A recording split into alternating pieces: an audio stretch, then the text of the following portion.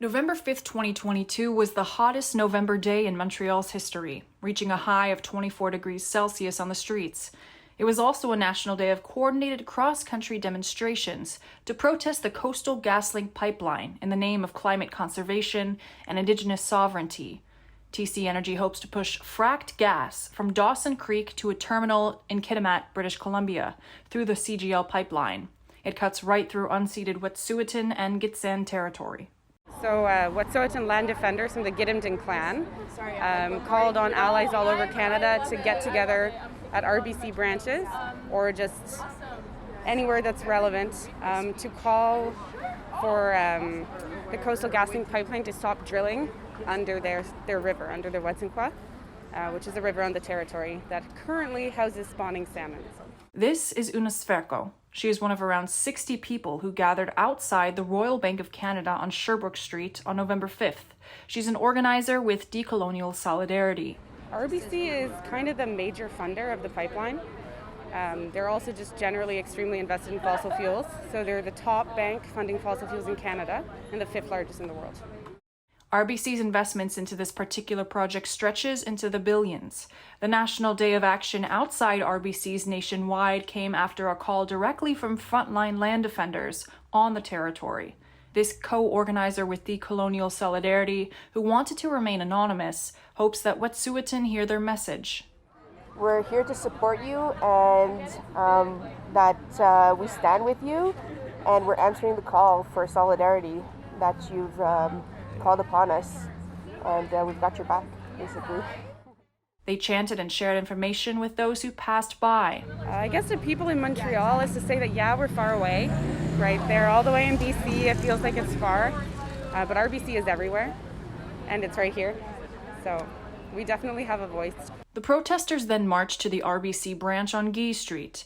Marguerite joined the flow of people as they poured onto Maisonneuve, headed west. The government is doing nothing to diminish the production, to encourage a change towards other sources of energy, and it really gets me mad. Plus, I mean, this whole CGL thing,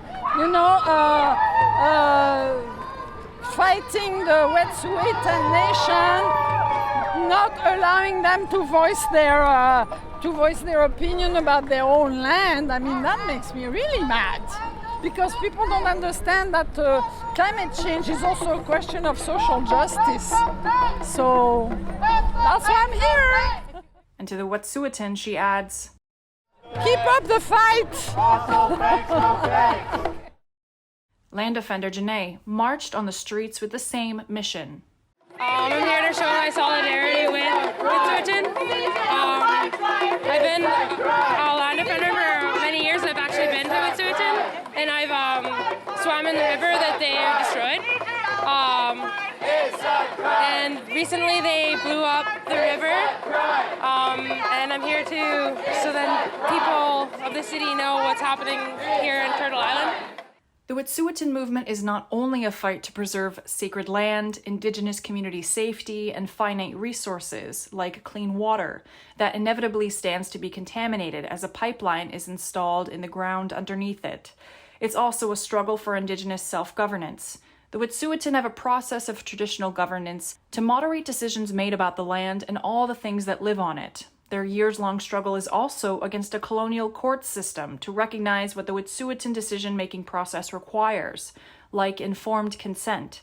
Land defenders in Wet'suwet'en repeat that their laws have been disregarded, many times violently.